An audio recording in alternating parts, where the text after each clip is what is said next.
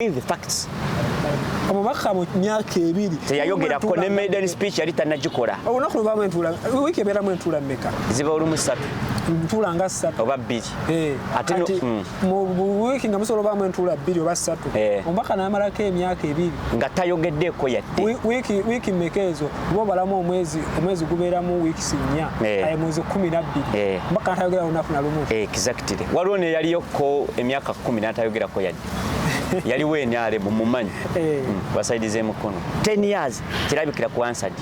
Onako olwaleero tuli ne bannamawulire abasazeewo okubeera nga beesowolayo bayingire ebyobufuzi ebiri elective oba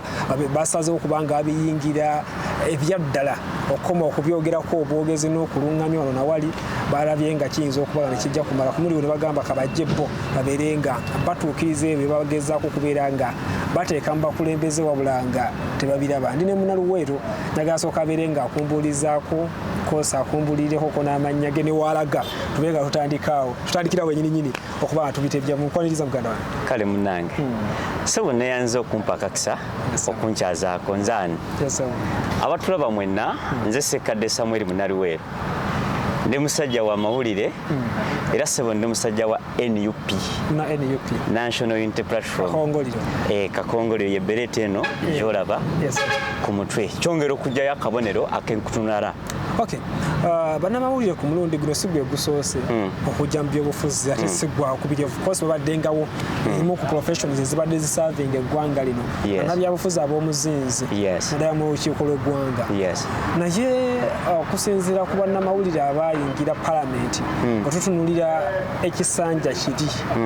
ekino 221 ekigenda okugwako kyetuvaamu ekyo oba bannamawulire abayingira olukiiko lw'eggwanga bangi ne mu kibiina kyo ekya National Unity Platform bayitayo era bwe tuyinza n'okuba nga twogerako naye bakoze nga bwe bakoze ne ku mulundi guno abo bannamawulire abalala abeesoboddeyo nabo si babeere nga bagatta eddoboozi lyabwe ku nkola y'abali kale tunagenda ku nkola y'abali bwe kiki ekikunaawudde kubanga obadde gy'obadde nzikiriza eddoboozi obadde oligattako TV okola ku leediyo eddoboozi ligattibwako naye ogamba kati ate bagenda bugenzi mu palamenti kiki ekyo ekitakwatibwako ggwe nga totuuse mu palamenti. So kibuuzo kirungi neyanzeege ekintwala Bamunanika kubanga njagala kukiikirira Bamunanika constituency mu lukiiko lw'eggwanga olukulu oba gye bayita palamenti mu palamenti ye12. Ekibuuzo kiri nti mbadde mbyogerako.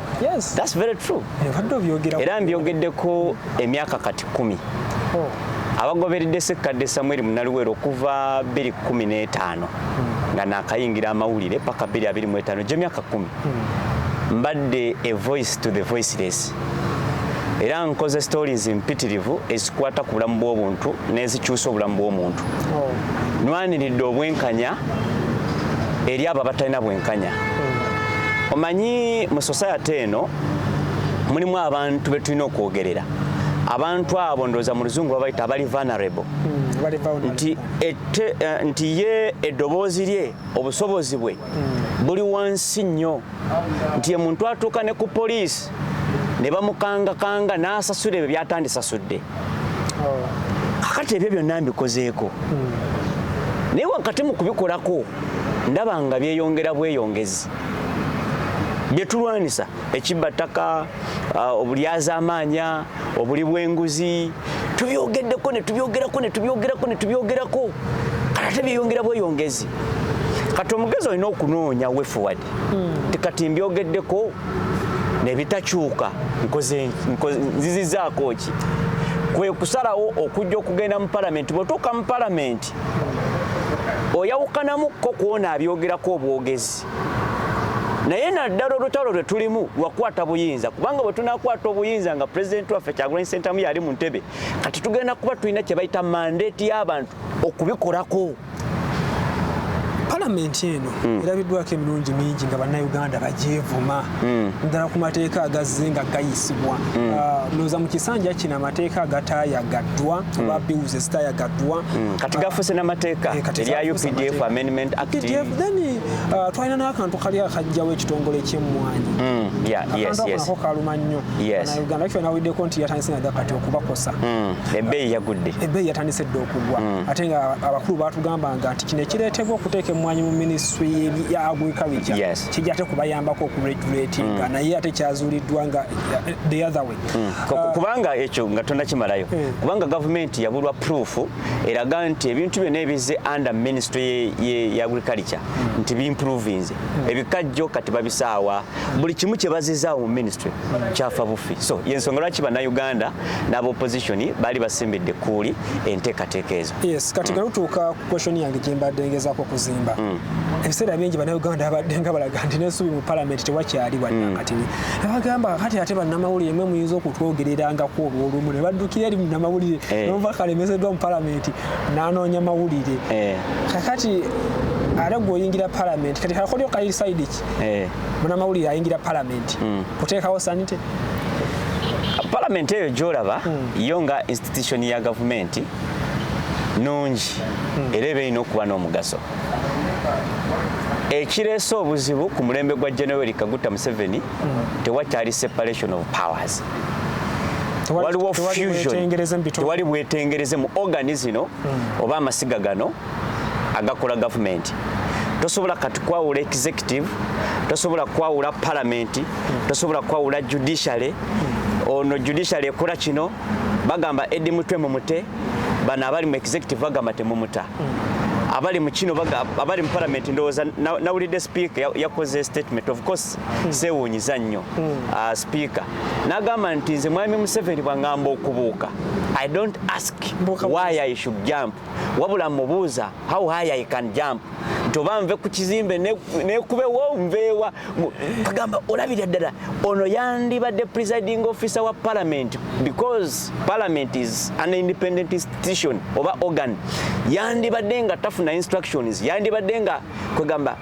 ngagezaako okuleeta parliament ono okwetengerera nga batukiraba atisi wano Kenya tusobola okukopa Kenya waliwo some democracy at least institutions zikola nti basobola okuggalawo radio kooti negamba mugigulawo immediately ne bagigulawo so kakati wano kyekitaliiwo naye nga parliament erina omugaso kubanga akawaayiro ndoza ka 7 establishment of parliament 7 ne 7 bulago obuvunaanyizibwa bw'omubaka wa parliament ng'olaba bukulu era nga tubwetaaga okubaga amateeka kibata legislation appropriation oversight n'ebirala ate nga amateeka ago ge balina okubaga bagamba nti galina okuyamba ensi okubaamu emirembe n'okulaakulana so kitegeeza omubaka wa parliament alina eddimu ddene nnyo naye deliberately balemeseza parliament okuba parliament nga bw'erina okuba so kakati twagala tutwaleyo ababaka bangi nnyo ku mulundi guno ab'opposition kubanga it's a game of numbers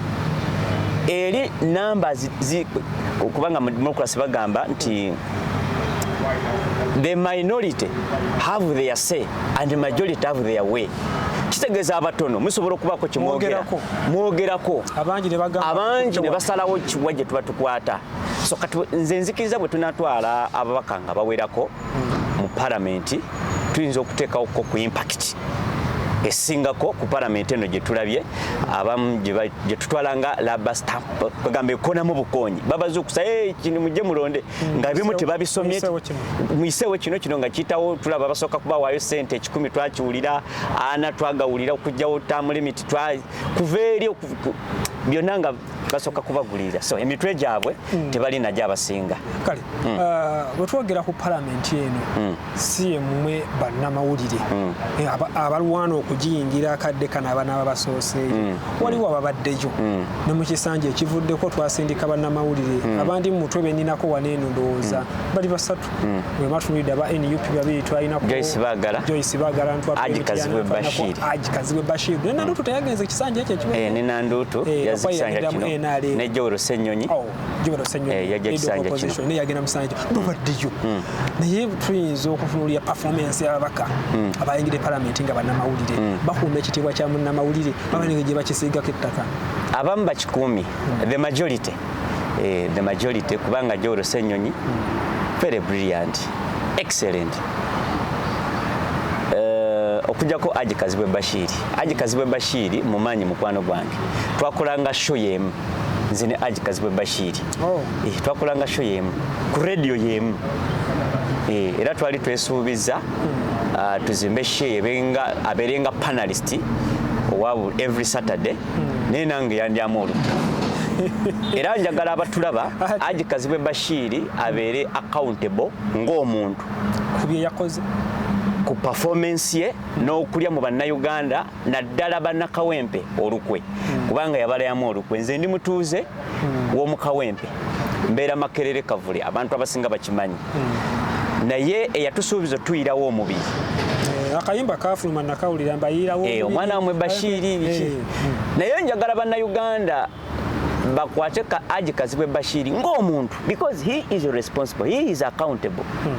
kwebyo byakoze ne performance ye ekyokubiri sisuubira nti ekyaliyo munnamawulire eyeegomba okugenda mu parliament abeerenga Kazibwe Bashiri oba ensi emukyaye omanyi bino bye tubeeramu byonna oba mawulire oba kine mu bulamu bw'ensi what matters is not the beginning si ntandikwa but ofundikidde otya so njagala okukakasa simanyi ye bwakitwala naye nze Kazibwe Bashiri afundikidde bubi yavudde nga president w'abannamawulire okujja oyingira parliament so yamusubirwamu byali bingi nnyo expectation zaali waggulu nnyo nange kenyini nagamba nga abantu aje akoze buli kimu mawulire bannange mutukkirize mu welcoming mu mute agenda aweereza ensi mu parliament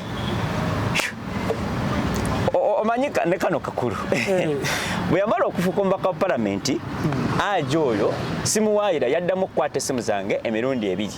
gyokka teyaddamu kuzikwata paka n'olunaku olwaleero nawe gwamanyi nkutidde ate buli kimu awo mukalu twakijjukira kaali scientific olowooza kiki ekibagula abantu bano siyinza yakakibwa ekyo mba nnimbye omuntu nti nkitegeera because otunuulira trust abantu gye bakulinamu vis-a-vis ebyo bye bakusuubiramu obadde musajja wa mawulire kale ekinene nnyo ng'ofunayo miliyoni 3 mukama akusaasidde abantu bakutaddemu obwesige ogenze ku miliyoni tugeze 25 what else do you need Haji ki ekirala ky'oba oyagala oba osigaliza kuweereza abantu bo kyatakoze abalala bagezezaako okukola Joel akoze Ssemujjunganda atuweeseza ekitiibwa Madam Teacher Namboze n'abalala bangi kuba parliament erimu ababaka latha erimu bannamawulire bakabuusu baali mawulire bakasiba nti bwe babeereddeyo ne Joyce baagala is not a bad legislator naye ng'oggyeko ebyamutuukako ebizibu bye naye nga ye omuntu yali mulungi Nandutu yalina ne parliament ng'akyali ku TV era ye kyamuleetera obuzibu kugenda kubba amabaati g'abeene mabaati sina ssente mabaati ng'era ba Amos Lugoloobi baani ba Matiya Kasaija yagamba ye yagasanga Busanzi sipiika yagazaayo kwegamba Saga erimu abantu bangi nnyo ne Nandutu ye yamutwala naye teyali mubi ogenda kukiikirira abantu Bamunanika constituency oyagala Bamunanika gyoyagala okukiikirira babaddeyo mubaka abaddeyo ate abalina munakibiina kya NUP Robert Sekitoleko kiki Sekitoleko kyeyataakoze ki ebyagaanye byagala otuusa eri abantu beruweeru ekisookera ddala tutandikira ku buvunaanyizibwa obukulu bw'omubaka wa parliament obuli mu mateeka akawairo kenagambye 778 establishing a parliament nti there shall be a parliament of Uganda ejja kubeera n'ekisanja bwe kiti then function is kwezo ndi musajja munnamawulire ate akola okunoonyereza bw'ogenda ku answered omubaka wange taliiyo Sekitoleko wali omulidde ng'ateesa kuki mu parliament emirundi gye yakwogera ngimanyi giri emirundi gy'omubaka gyayogedde mu kisanja kya myaka 5 mpozi nga naafundikira wano n'okuteesa ennyo naye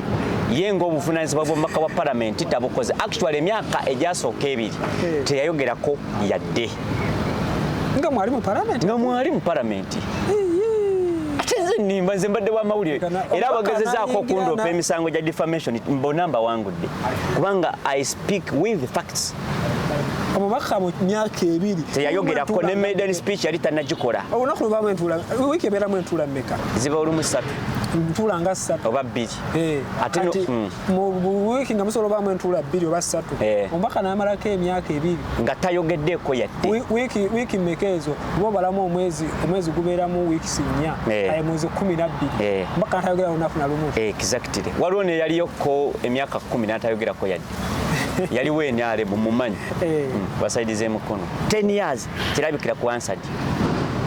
bakala ina kyakoze. So kakati obuvunaanyizibwa bw'omubaka wa palamenti tabutuukiriza nga ye.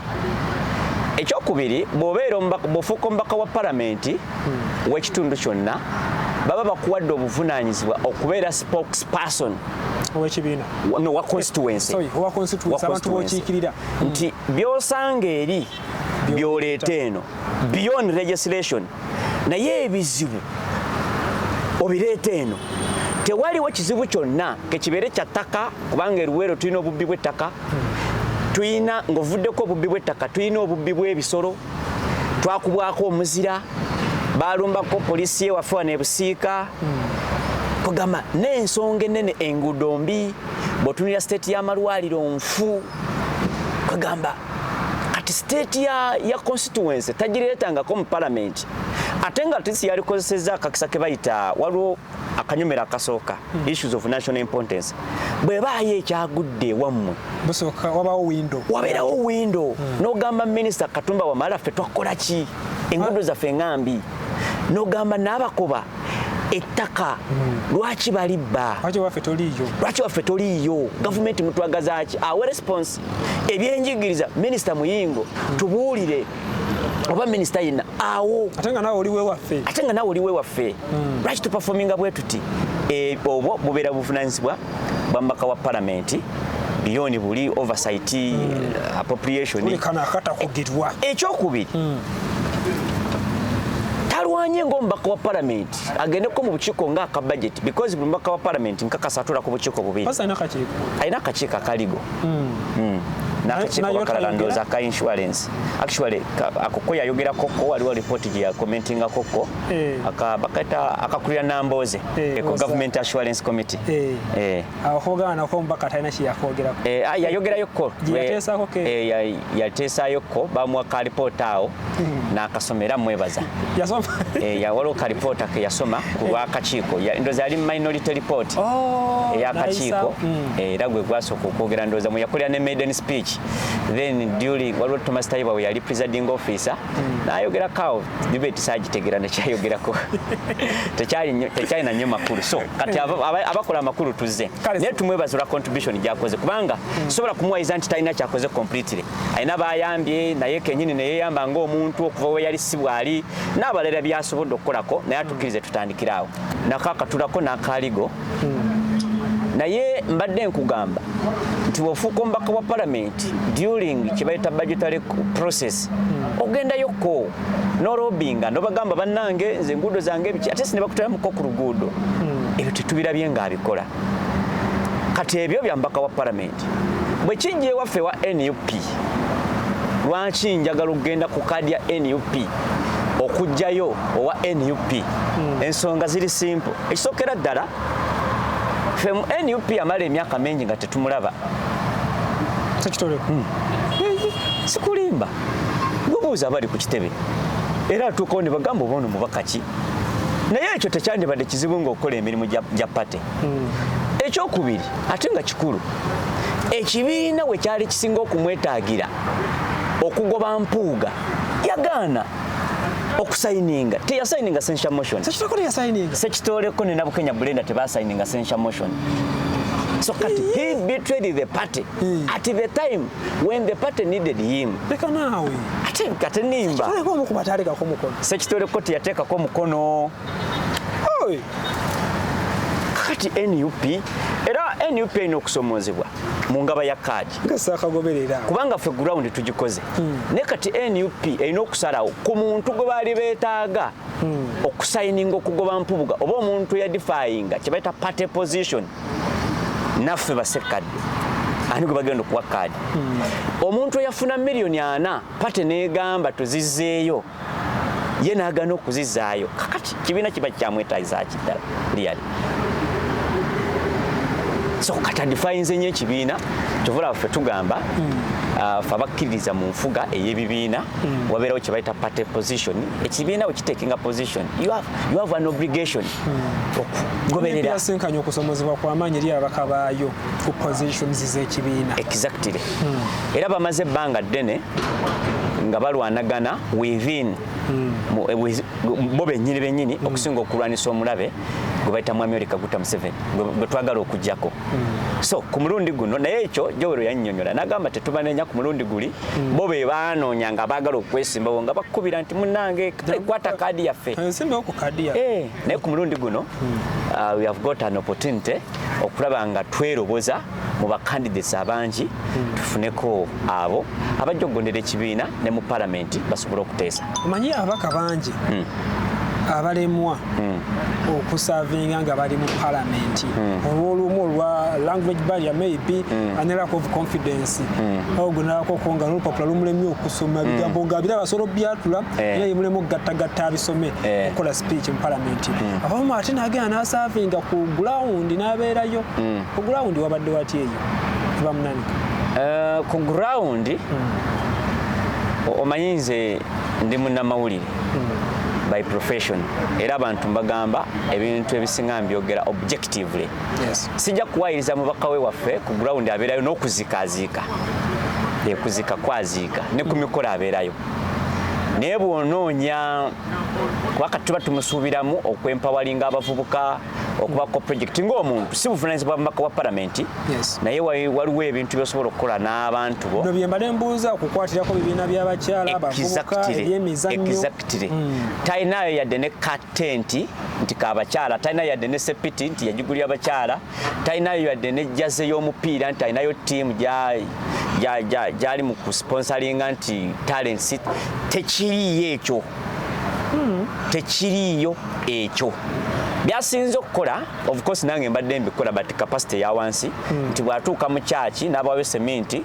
ensawo 2 nange sekadde nga nsobola okuwayo 5 kitegeeza tukoze obuvunaanyizibwa bwe bumu so talina kyanjawulo kyakoze ng'omubaka wa palamenti ng'omukulembeze ekyo mba muwaayiride nti alina ekyenjawulo kyakoze kubanga ne mu kuziika nze nziika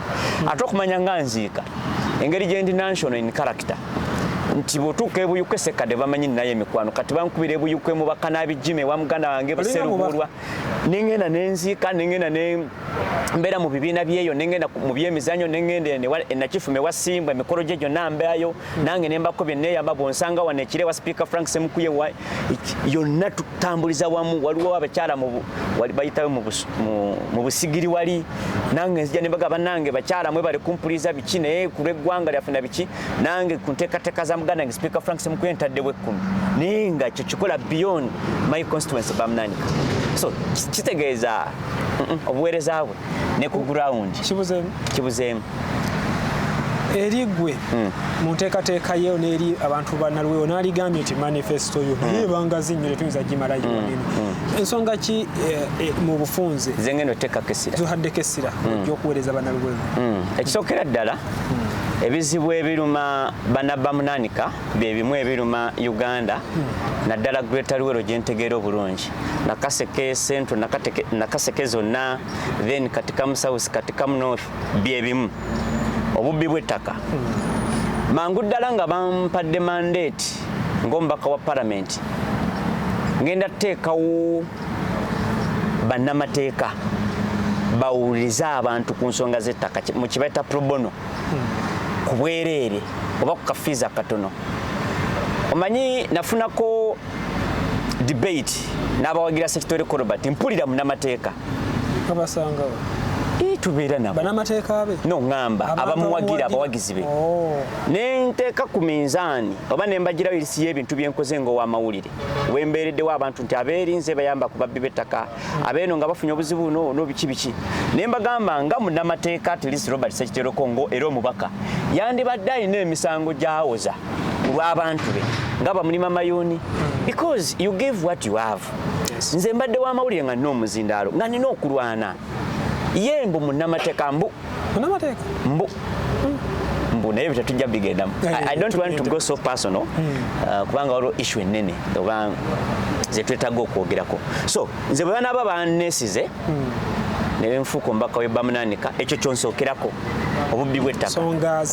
nsonga za ttaka bonna butambuli ddala obubbi bw'ettaka. Minisita Mayanja ali busy yasimanyi obubbi bw'ettaka abantu beetaagira ddala okuyambibwa kati tukikola eri ku ground. Ekyokubiri ng'ogyeko okuteekawo bannamateeka nja kukwata ku bavubuka bannange because ebbanga lyemmaze mu mawulire unemployment ebbula ly'emirimu sekadde kati sekadde nze ne wengenda bweru biki so kati tulina okukola abantu beewaayo bagende ku buddu twetwala kati mu buddu United Arab Emirates mu Middle East agamu kumanga gye tugenda ku mulembe gwa Amini twabawanga obuyambi 7 oyo Moses Sare oyagala ofira mu bukulembeze nga ye Minister wa Finance nenga tugayamba kati what changed nti kati ffe twetwala mu buddu tugenda eri gye twayambanga nti bannange walina okubaawo program esooka nga ya gavumenti naye naawe ng'omuntu omubaka walina okubaawo program z'otambuza eziyambako kyovala oba ne manifesto eyiyo ng'ogyeko ey'ekibiina eba ya ggwanga yonna naye naawe olina okulowooza ekitundu kyo nti nina abavubuka abakuba bulooka nina abavubuka abalimi bongedde batya ku mutindo tunoonyeza tutya obutale waliwo kye tuta modernization of agriculture mbatwa ku kasenta akatono kenfuna sobola kubawayoko ku bomba atisi ne bazikozesa nga za community nti opangisa bomba n'ogenda n'ofuya n'oli n'agipangisa ebyo irrigation systems zizine entonotono sizisobola tukoze tutya olina okubakulamu ebibiina ne batambuza obulamu nga naye wobutambuza. So byebimu kubiri mu manifesto yange nga eyegwaniza okufuuka omubaka we bamunaanika of course n'ebintu ebirala bingi. Okay, katukiirewo kati nnyo ku ground wakati byonna byogerwa naye waliwo ekisalawo kimanyi ground eyo bagiwadde 60% mwendp ku mulundi guno oyimiridde otya ku ground eyo kubanga oyagala kale naye nga omuntu yagikutte mu kulonda okusembyeyo olowooza yanafuyo tuka ku seeri okuba nti tajja kwesigika era bwe baba bakola assessment kinategeddeko tebagoberera nnyo mubaka wa parliament aliyo incumbent kubanga already yaba amanyiddwa kati banoonya bano abaagala okumugjayo gundi yaabwe eri solid etya how solid is their ground. So kati sekitoleko tosobola kuva eno n'ogamba nti omanyikiddwa nnyo okumusinga because incumbent abadde mu constituency eyo okumala ebbanga ddene. Naye kyenebaza Mukama bwe nazizaayo empapula zange mu bonna be twagala okufuna kaadi ekisooka mu byenjigiriza n'abasinze tewaliyo abamu bataddeyo na senior 6 nga yagendayokko n'asomayokko n'atagraduatinga because if you don't graduate tukutwalira ku senior 6 era nga bye bataddeyo. So kati NUP begenda okugoberera n'ebitabo mu ebiri nayiyeewo ebitabo byange nga bisukkako ku diguli nembiyiwayo. Ekyokubiri ku mulundi guno beetaaga omuntu ng'ali national in character. Kitegeeza ki nti nga ne bw'ogenda ebuyukwe bagamba nti omubaka wa NUP wuyo nga basobola okukusindikano tukyetaaga kunnyonnyola nnyo nti bannanga ababaka mukole kimu mukuleyo atise bu ambulance awo naye kakati ffe tulina omubaka wa parliament nga bw'ava mu constituency ne wajjamu esaati n'atambula tewali asobola muri recognizinga nti oyo omubaka wa parliament we bamunaanika. So kati nakyo kikulu kigattako ye mubaka wa parliament ku kitundu mubaka aliwo naye bw'omuteeka ku national scene taliiko ate tukyetaaga omanyi batunyooma nnyo twetaaga omubaka asobola odebatinga ng'osobola oteeka mu kakiiko n'omanya oyo ajja kulwana gwosobola okusindika ku shobweti n'omanya nti oyo ajja kurizoninga n'abalabi abatali ba NUP abagazise NUP NUP n'abaana abasobola okuteekawo okukola submissions eziri substantive kyabaka kabe bamuzinzi nga babaka nga tuli bamuzinzi nga sukwogera bino bisimanyi mu kuziika okuzika kulungi ne speeches omukuzika ne ensonga z'eggwanga tulina okuba nga tuzitegeera n'okuzidebatinga n'okunoonya way forward tukoze kati tutya okuva mu bino tulina ebintu byenkuguseemu ebimpa enkizo ekisembayo ye ground. Yes. Ground egenda kukola ebitundu 6 ku buli 100 era ngezezzaako kubanga Ssekkadde Samuel si mupya mu Bamnanika. Operation zange zonna era kyovula embeera ku radio mbagamba e Kampala najja kuba kyeyo bwe naamala nzire Bamnanika mbadde mu bululu bwonna n'akasekitoleko nakalimu nkavalinze Bamnanika yonna okuva gyetandika paka gyekoma so kakati Bamnanika ngimanyi n'abantu babadde bamanyi abatamanyi babadde bampulira so kati mbadde njozaako ne byenkoze mu Bamnanika banzijukiza bujjukiza nti Ssekkadde wano waliwo omukyala mu COVID poliisi yali yamuyiira butto naye wamala kuteekawo ddoboozi mpozi naawo nalinze bagamba Ssekkadde eno twalina osene ziroobwe nga tulisa kakanja naye wamwogerako nakakana era bamukyusa kati obwo obujulizi bagenda ababumpa Ssekkadde wayogera ku luguudo lwa wano n'otuwonya ate si district neyimukiramu kakati nze nazaako bunaza bwenti so eyerimba nti tantegeera bulungi ndowooza aba alimbye naye nze ogwange ngukoze kati simanyi factors endala banaffe aba NUP akuba nasinziira okugaba kaadi zino nga tumaliriza akalu ke tugendamu kagenda kuba kalalamuko sinzira embeera nga bweyimira mu NUP mwakayiyeeko deri ya protestive vote enteekateekayo enteekateeka ya ttiimu yo ndala abaana bano abavubuka bano ab'omugijjegwa ab'omulembe guno bo bateeseteese otya okuyingira akawundabyeko mukeerwa emiyaga basedde abantu kati gwabo ne mukabavubuka ne buno butulaze kikye tugenda ne kawempe kati ng'ogyeko okuba nti kagenda ba protestive vote genda ba protestive vote ne kati tuvuze tutya abantu baffe mu kalulu kano bateekewo embeera naye ate nga tebeesudde mu miteero era nze bwe mba mbriefinga ttiimu yange era bwe mba njogera eri bana Bamnanika nabagambye tulina tasiki ennene naye ate si nnene nnyo ekisookera ddala tugenda kunoonya akalulu kano tugenda kukakuba mu bungi tugenda kukakuuma bajja kukalangirira tetugenda kubeera violent ne tugenda kuba n'akalulu nga kangi kubanga studies zonna ziraga nti violence ebeera mu bululu ereetebwa ba byakwerinda ffe nga ffe tujja kugezaako omuzungu agamba to restrain because amagye gajja kujja poliisi bajja kujja n'ebitongole okutuprovokinga but we shall not tetujja kukkiriza kutuprovokinga tujja kukuuma empisa naye amazima ga Katonda mu ggulu abavubuka bali determined okuuma akalulu n'okubalangirira because kino bwe tutakikola ensi yaffe tuba tugiriddemu olukwe ate nga tusobola okukikola obuwaayiro bwonna mu ssemateeka buddira obuyinza ne buteeka mikono gy'abantu nti omuntu alina obuyinza n'ebitongole bino ebyamagye amagye galina kubeera subordinate tukyebaita civilian rule bantu buli kimu kiddayo ku bantu galina okulembera nga bassaamu abantu ekitiibwa era nsaba ab'ebyokwerinda baleme kututwala mu kukemebwa kubanga tomanya omuntu bw'anyiiga if you chase a coward for so long you meet his courage bw'ogoba omunafuke kabe kapa n'okagoba kagenda okulaba eri tekakyaddayo n'okagoba ne kagamba kakati kwerwanako so ffe tetwagala kutuukaawo kubanga twasalawo nti generation yaffe ey'abamwami Museveni yakwata mundu ffe tetugenda kukwata mundu aweeva ebituyingiza ebyobufuzi bye bimu n'ebyatwala bamwami Yoweri Kaguta Museveni mu nsiko kibba bululu kibba ttaka obutateeka kitiibwa mu tulina constitution but there is no constitutionalism ebyo byonna obulyaz'amaanya enguzi bye babatwala mu nsiko naffe bye bitulese mu kalulu tubakakasa tetujja kukwata mundu era tetukirowooza nako ABC option tewakyali nsiko ebintu byakyuka dda ababadde bakirowoozaako berimba tugenda kukozesa amaanyi g'abantu okulabika nti tuyita mu kalulu kano ke tuyita protest vote tukakuume bajja kutulangirira ebigambo byeri naluweere bisemberayo ddala njagala okubebaza bannayuganda nti mwebale nnyo mwebalire ddala omanyi nsooka ku bannayuganda kubanga bampuliriza emyaka mingi ate bakyampuliriza kuba nze nabagamba nze ayamwe Jonas by professional nakisoma tekigenda kunvaamu so njagala okubebaza bannayuganda n'okubasaba kati ngase ne bannaluweero nti ekinyuso ekikulu si kya Ssekadde kubeera mubaka wa palamenti naye ekinyuso ekikulu kyekyokukwata obuyinza tubukyuse mu mirembe abasinga ffe tetulabanga ku kibata peaceful transition of power ate tekibanga wano munda mu ggwanga lya Uganda n'olwekyo tukisabirire bwe tunakyusa obuyinza ffe ne bwe tuba tetufuuse bakulembeze kubanga ebitabo byenina bayinza okumpayo obwambasada bayinza ebintu bijja kutereera so kati tuteeke essira ku kukyusa obuyinza tukwate obuyinza kibaita authority because abantu abali mu buyinza be basalawo budgeti biki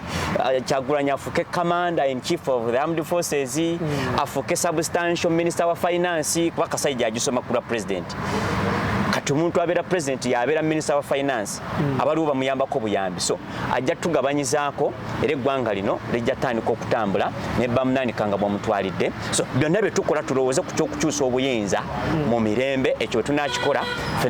ne tunaba tetufuuse babaka ba palamenti tujja kuzimba ffenna mu ggwanga epya ssebo. Alright. Kweyanziza nnyo mbalanziza nnyo muganda wange tukwebaza atugoberera webali kubanga okola ekyo era sigala nga okola ekyo ku lwa Uganda ennungi